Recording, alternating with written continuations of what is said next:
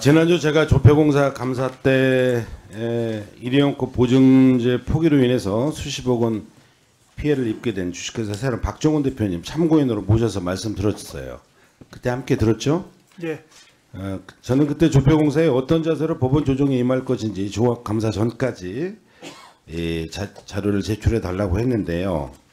근데 그 내용을 보니까 아직 조폐공사가 여전히 본인들의 잘못을 깨닫고 있지 못하는 것 같아요. 그렇지 않습니다. 한번 내용 한번 보시죠. 자, 보시면 지난 5월 27일 조정 때는 코스모가 참여하지 않아서 조정에 응할 수 없다고 적혀 있습니다. 그렇죠? 두 번째 보면 지난주에 저뿐만 아니라 여러 의원님들의 질타가 있었음에도 불구하고 아직도 조폐공사는 착각에 빠져 있는 듯해요. 그 당시에 김태년 의원님 또 진성준 의원님께서 이 문제를 계약 당사자인 조폐공사가 업체들한테 먼저 배상을 해주고 그 다음에 코스모를 상대로 소송을 제기해서 책임 비율을 따졌어야 한다라고 강하게 요구를 하셨어요. 분명히 경고하는데 조폐공사 사장님 그렇게 해야 되는 건 맞지 않습니까? 예, 의원님, 저희가 손해배상하기 위해 가지고는 1심 판결이 나와야 됩니다. 1심 판결 나올 때까지 시간이 많이 걸리기 때문에 조정이 굉장히 중요한 필요한 그런 수단인데 근데 코스모가 지금 참가인으로 들어왔습니다. 무슨 1심 판결이에요. 그 피해자 코스프레 그만하셔야 돼요. 자, 조폐공사도 환경부 정책 변경 때문에 피해를 입었다라는 이런 이야기를 하시는데 조폐공사와 환경부 또는 조폐공사와 코스모 사이의 일이에요. 정부와 정부끼리 일이에요. 그런데 정부랑 계약한 이 중소기업과의 관계거든요. 정부와 정부와의 계약 관계를 민간인의 중소기업에 피해로 전가시키는 게 말이 됩니까? 아니, 네? 피해 전가가 아니고요. 지금 먼저 세롬이 먼저 손해배상 청구를 지금 해온 상황이고 그래 소송이 진행 중에 있습니다. 어찌됐든 간에 조폐공사는 분명히 일차적인 배상 책임이 있는 게 분명합니다. 그런데 이 문제로 소송까지 가고 법원의 조정 권고를 거절하는 것 자체가 이미 조폐공사가 그 책임을 방기하고 있고요.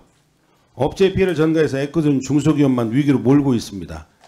그분 그 당시에 그 1년도에 그 매출액이 70억 정도 되는데 50억 이 그 사업을 하기 위해서 시설비를 들였고 40억의 그 대출을 받았다고 했잖아요. 그 정부랑 상대로 해서 이 민간 기업이 소송을 오랫동안 장기적으로 한다라고 하면 이 고금리 고물가에 본인들 대출도 이 법원의 이 결정이 나기 전에 파산하고 맙니다.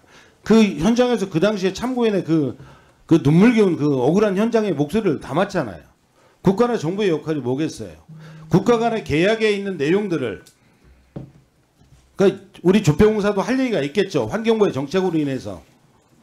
그러나 1심 판결이 나기 전까지는 우리는 앞장서서 해결할 수가 없다. 그 사이에 민간기업, 중소기업은 파산하는 겁니다. 어떻게 책임질 거예요?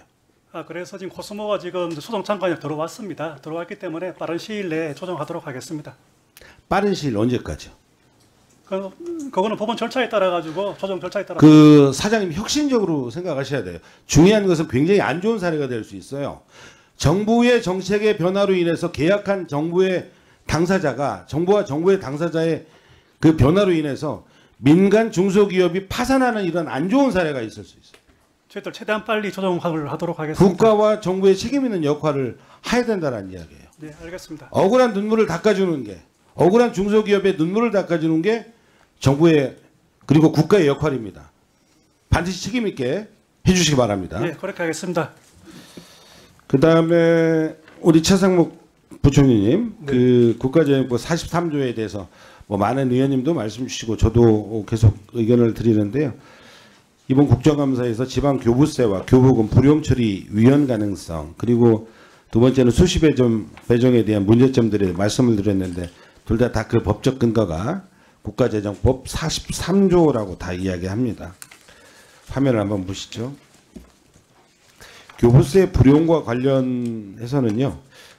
그 정부가 늘 기재부가 논구로 드는 국가재정법 43조 5항에 대해서 지방교부세와 같은 법정 의무 지출도 해당 대상인지 불분명하다는 지적이 국가예산처가 했어요.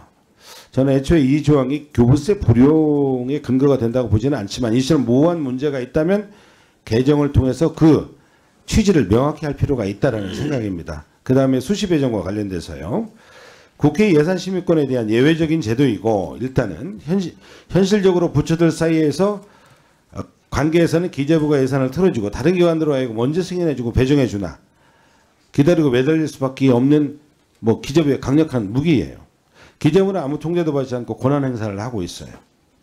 이런 문제들 때문에 과거에 김태년 의원님도 그렇고 김영환 의원님도 그렇고 과거에 국민의힘의 전 의원이셨던 박맹호 의원님도 발의를 하셨어요. 여야 모두 이런 개정의 필요성에 대해서 인정을 하고 있는 것이죠. 부총리님. 저는 이런 국가재정법 43조에 대한 정비가 반드시 필요하다고 봐집니다.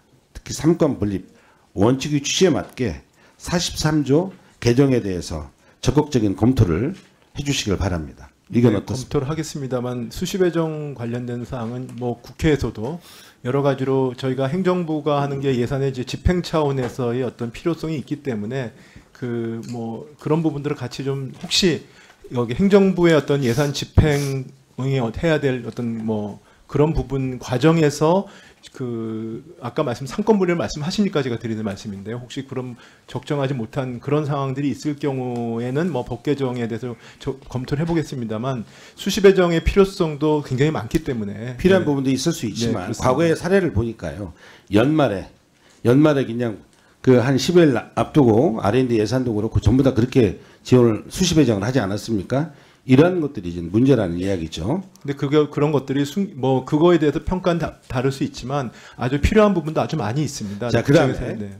아까 그 제 오전 질의 때 지역화폐에 대해서 이야기를 했었어요. 네네. 지역화폐가 지방사무, 중앙사무, 중앙사무가 아니라 지방사무다라고 이렇게 이야기를 하셨는데 저는 국가의 역할 중에서 지방정부가 있고 중앙정부가 있어요. 중앙과 지방이 함께 잘 살아야죠. 네.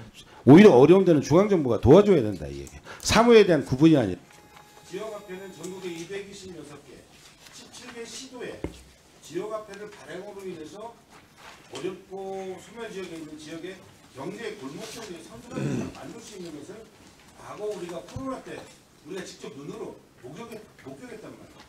그래서 이러한 사례들을 무조건 이념적으로 윤석열 정부에서 지역화폐에 대해서는 3년째 영원으로 왔어요. 마지막에 국회에서 예산 여기 논의 과정 속에서 최종적으로 뭐 지난해는 올해는 2,500억, 과거에는 3,500억, 이 당시에는 뭐 한 6,000억, 과거 2021년도에는 1조 2,500억.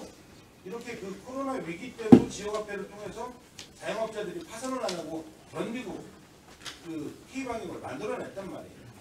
근데 이렇게 좋은 제도를 왜 윤석열 정부에서 3년 동안 왜 지역화폐를 중앙정부냐 지방사무냐 이런 논의 속에서 그냥 민생 현장 지금 자영업자들은 파탄이 되고 100개 소상공인 자영업자들은 폐업을 하는데 무조건 안 된다는 이런 중앙과 지방의 상회 이런 이분법적 관점에서 좀 저는 벗어나야 된다고 봐요. 국가의 역할에서는 중앙과 지방이 있는데 중앙과 지방 나누지 않고 중앙이 힘있게 지방까지 어려운 지방까지 챙기는 그런 역할이면 국가의 역할이라고 합니다. 부총님 어떻습니까? 네, 뭐 지금 그게 이분법으로 생각하는 건 아니고요. 그 효과나 이런 부분에 대해서 제가 다른 의견이 좀 있을 뿐이고 그렇다고 정부가 국가재정으로 지역에 있는 자영업자나 소상공인들을 지원하거나 이런 걸 저희가 소홀히 할 생각은 없습니다. 그러니까 그런 부분은 무 의원님하고 더 좀 토론을 해볼 사항인 것 같습니다. 네. 네, 황병선 위원님 수고하셨습니다. 다음은 정일영 위원님 질의.